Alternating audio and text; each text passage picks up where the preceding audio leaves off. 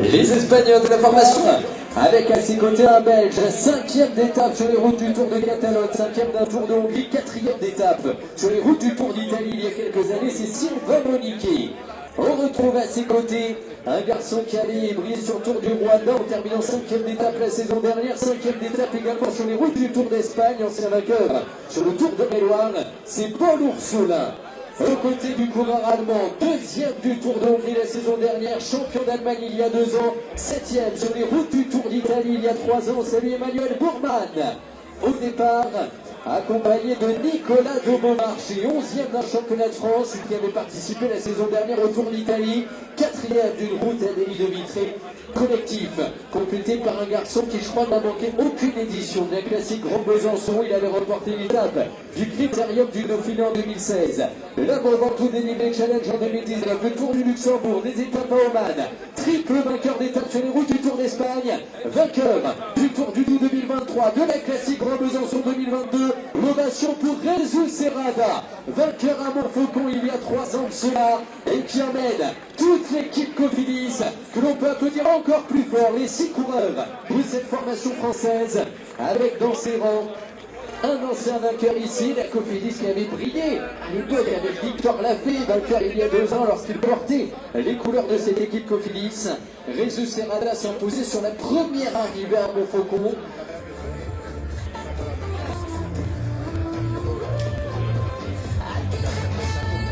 Et nous, il va nous rester à accueillir dans un instant l'équipe Decathlon G2R La Mondiale, la Visma Lease Bike, la Groupama FDJ.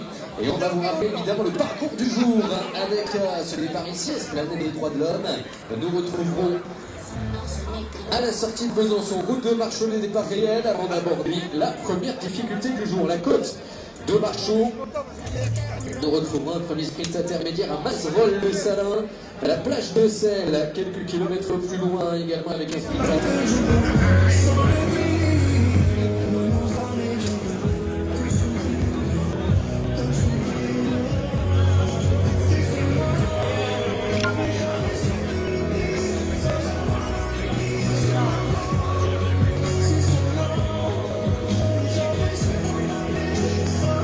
C'est parti avec cette équipe Decathlon AG2R La Mondiale que l'on va retrouver au grand complet.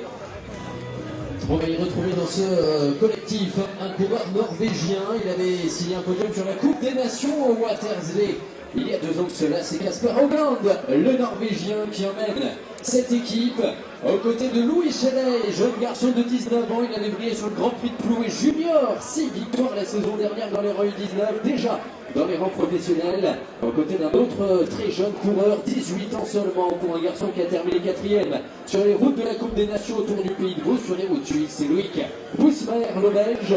Retrouver Daniel Nielsen, autre garçon de 19 ans, 3e étape sur les routes du Tour de Méloire. Il avait signé un top 10 également sur les routes du Tour de Bretagne.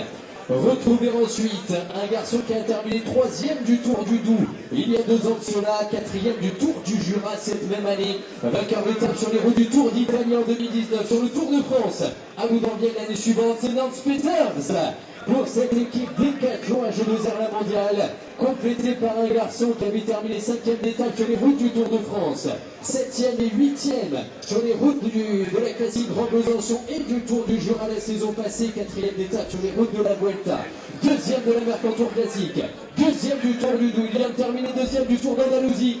L'ovation pour Clément Berthet au départ de cette édition. Pour l'équipe Decathlon G2R La Mondiale, on peut les applaudir encore plus fort, ces 6 coureurs. Au départ, 35 minutes du départ qui sera donné ici, fictif. Le temps de quitter l'agglomération de Besançon, une dizaine de ouais, l'équipe Peugeot n'était pas au programme. Hein. Et c'est vélo, lui aussi a fait l'école de vélo à Juracyclisme. Et oui, là-bas on peut pas sortir. Un coureur de 23 ans, champion de France sur la piste. Il faisait partie de la sélection nationale pour les Jeux Olympiques de Paris dans cette discipline. C'est Oscar Nilsson Julien qui emmène l'équipe Groupama FDJ aux côtés de Brieux Roland, 15e d'étape sur les routes du Tour de Catalogne. Il avait remporté le Tour de Lombardie Espoir la saison dernière, vice-champion de France chez les moins de 23 ans.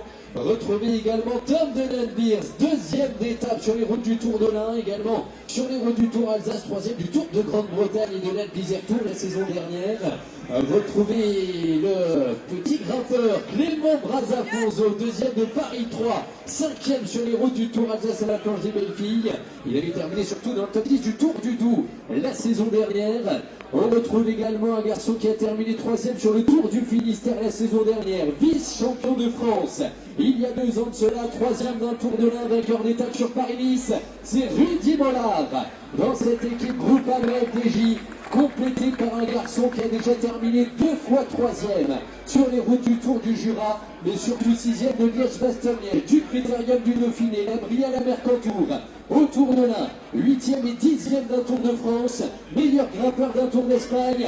L'ovation pour Guillaume Martin-Guionnet qui vient compléter l'équipe Groupama FDJ. Cette fois-ci au grand complet, je crois qu'on peut les applaudir encore plus fort. 6 coureurs prêts à en découvrir aujourd'hui pour cette équipe Groupama FDJ, à qui on va souhaiter le meilleur aujourd'hui. On est à un peu moins de 20 minutes du départ.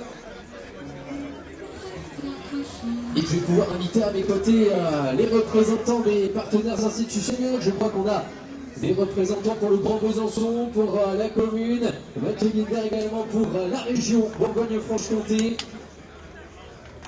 Palmarès bien fourni déjà en peu d'éditions. La victoire en 2021 de William Girmay l'Érythréen sur la route de Marchaux. La victoire en 2022 de Rezou Serrada sur les hauteurs du Belvédère de Montfaucon. En 2023 de Victor Lafay. En 2024 de Lenny Martinez. Eh bien, son successeur sera connu d'ici 5 petites heures, 4h30. On en prévoit une arrivée aux alentours de 16h. Groupama FDJ, Fabien Doubé pour la Total Energy, Sianox Brooks pour la Visma The Bike. Et pour les 115 coureurs de cette édition, je vous demandais un tonnerre d'applaudissements pour les 20 formations engagées aujourd'hui. 115 coureurs qui ont répondu présents à l'invitation des organisateurs. Et je crois qu'il va être l'heure. On va donc pouvoir libérer l'espace maintenant pour libérer les concurrents.